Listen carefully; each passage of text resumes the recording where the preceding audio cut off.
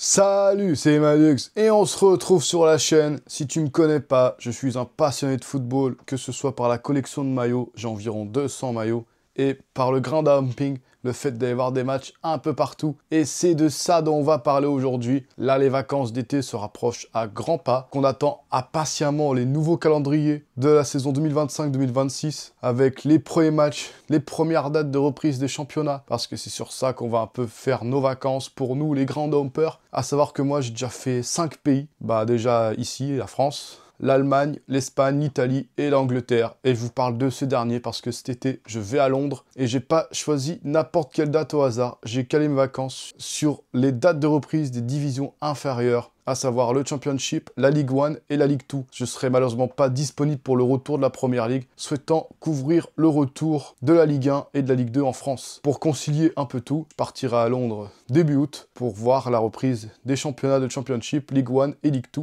et ce sera à Londres. Et aujourd'hui, on est là pour voir 4 astuces pour ne pas se ruiner en allant voir des matchs à Londres. Donc malheureusement, il n'y aura pas de Première Ligue parce que je ne serai pas disponible, mais je vous donne quand même des conseils pour la Première Ligue, pour ceux qui ont envie d'y assister. Mais je vous préviens tout de suite, ce ne sera pas du tout facile. Déjà, la première étape, vous connaissez un peu quelques équipes qu'il y a à Londres, mais malheureusement, il y a des équipes que vous connaissez très bien, qui ne sont pas toujours accessibles financièrement, ou même le fait d'avoir des places, c'est très difficile, à savoir le Big Three londonien, Arsenal, Chelsea et Tottenham. Vous avez quasiment aucune chance d'avoir des places. Il faut s'inscrire à une loterie, être membre du membership, ou au mieux d'être abonné si vous êtes vraiment un grand fan de ces équipes-là, mais ça demande des années d'attente. Si vous voulez voir un match sur un coup de tête, ce sera très difficile. Mis à part si vous pouvez voir des matchs amicaux, des matchs de coupe.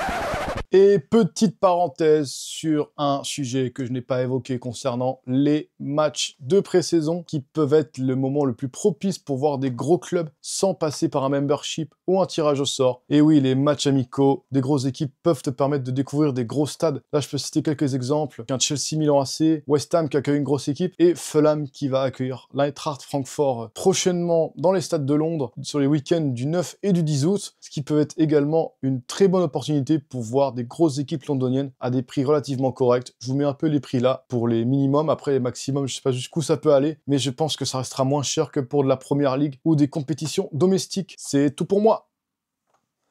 Mais là, ne comptez pas forcément sur ça parce que le moment où vous savez quand aura lieu le match et le moment où vous voulez y aller, ce sera difficile de s'adapter. Donc la première astuce que je vais vous dire juste là, en background, c'est la carte de tous les clubs de Londres, de la Première Ligue. Je vous donne tous les clubs de Première Ligue qui sont à Londres, à savoir il y en a 7 qui se situent voilà, sur le background que je vais vous montrer. Il y a évidemment les Big Three, Arsenal, Tottenham, Chelsea, qui sont quasiment inaccessibles. Après, il y a des clubs où c'est un peu plus simple pour avoir des places, à savoir les clubs de seconde zone de Première Ligue, qui sont quand même des bons clubs, on va pas se mentir. Les clubs comme Crystal Palace, Brentford, Fulham et West Ham United. Fulham qui est le maillot de cette équipe que j'ai, mon équipe favorite de Première Ligue, que je suis depuis de nombreuses années. Une équipe que je suis allé voir 3 fois en moins d'1 an à Londres, entre mon premier voyage à Londres qui a eu lieu en octobre 2024 et mars 2025. Pas toujours dans la joie, mais quand on supporte une équipe, c'est comme ça, que ce soit dans la victoire ou la défaite. Ces 4 équipes-là que je viens de vous dire, pour Crystal Palace, c'est possible d'avoir des places. Il faut juste bien suivre les instructions du site que je vais vous donner juste après pour avoir des places chez eux. Pour Brentford, je connais pas, mais à vous de vous renseigner, mais il me semble que c'est assez difficile d'avoir des places chez eux. Mais par contre, pour West Ham United, qui joue dans le stade olympique de Londres, ce sera assez facile d'avoir des places, et tandis qu'à Fulham, on peut avoir des places assez régulièrement pour des matchs, même s'il vaut mieux acheter le membership à 50 livres sterling par an, qui vous permettra d'avoir une priorité sur les places pour les matchs avec des plus grosses équipes, ou même d'avoir des priorités tout court. Ainsi, vous facilitez la vie une fois que vous voulez aller à Londres.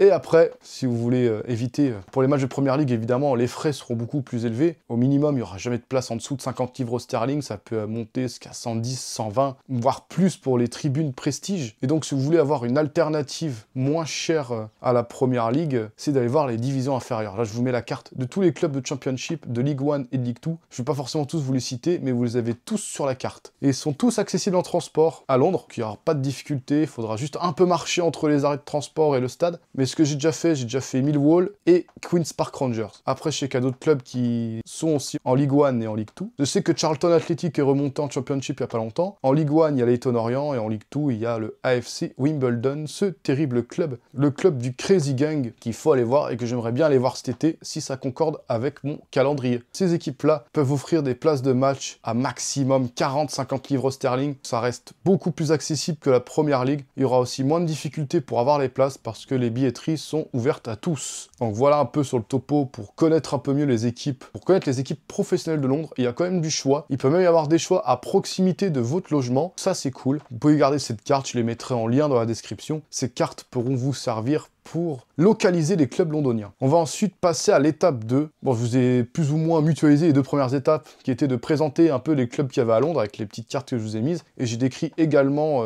les difficultés, les accès pour avoir les places. Mais donc, je peux aussi vous présenter quelques outils qui pourront vous être utiles pour connaître un peu mieux les ventes pour les équipes. Je ne vais pas forcément vous faire un détail, mais je peux vous rediriger vers des sites qui sont très bien, ou des comptes Twitter. Il y a un compte Twitter qui s'appelle Destination Foot, qui donne beaucoup d'informations sur les calendriers des championnats, sur les dates de match, sur les billetteries de certaines équipes qui peuvent intéresser pas mal de gens. Donc c'est un compte que je vous conseille de suivre. Et il relaye également des ventes de billets fiables. Et l'autre compte dont je vais vous parler, qui est un très bon site internet pour tous les groundhoppers, je parle évidemment de Stadium Traveler. Aucun partenariat, je suis un adhérent de ce site, que je valide à 100%. Très bon site internet pour les groundhoppers. Ils donnent des conseils, ils font profiter la communauté en fait. C'est la communauté qui partage ses retours d'expérience sur les stades qu'ils ont fait pour donner des conseils aux gens qui veulent découvrir ces stades-là. Allez voir son site internet à Stadium Traveler, vous tapez le stade que vous voulez aller voir et il vous donne pas mal d'informations. Et aussi, intéressez-vous au club. Allez sur le site internet du club pour voir s'il y a des billetteries sans sans être membre, ou s'il y a besoin d'un membership, faites-le en fonction de vos moyens. Si pour aller voir un match, ce sera peut-être pas intéressant, rabattez-vous sur des équipes qui vous sont un peu moins populaires. Tout dépend de votre passion. Si vous êtes vraiment un fan hardcore de l'équipe, comme moi avec Fulham, non, je suis pas non plus un fan hardcore, mais je suis un bon fan. C'est pour ça que j'ai payé le membership, de peur qu'il n'y ait pas de place le jour du match auquel j'ai envie d'assister. Mais jetez un œil à ces sites, à Stadium Traveler, à Destination Foot, vous aurez tous les renseignements possibles sur toutes les équipes de Londres. Et ensuite, la troisième étape importante, c'est où acheter les places, où on achète les places. Il n'y a que très peu de sites où on peut acheter des places sans se soucier. Stadium Traveler a des partenariats avec une agence de réservation de places, je crois que c'est P1 Travel, si je dis pas de bêtises. Allez voir sur leur site internet, ils vous relieront vers un partenaire qui peut vous aider à avoir des places, notamment pour l'équipe de Crystal Palace ou de Fulham, il me semble aussi. Donc c'est des partenaires qui sont fiables, ils s'amuseront pas à vous envoyer vers des escrocs, vous pouvez en être sûr. Et évidemment, tout simplement, les billetteries des clubs. Il faut juste se connecter régulièrement pour attendre la mise en vente. Il vaut mieux être à l'ouverture de la mise en vente pour avoir les places que vous voulez, pour être placé à l'endroit que vous souhaitez, pour éviter d'avoir des places mauvaises ou trop chères. C'est surtout ça, c'est de guetter les mises en vente. Et c'est souvent par les billetteries des clubs et pas autrement. Et vous donnez la dernière chose à vous dire en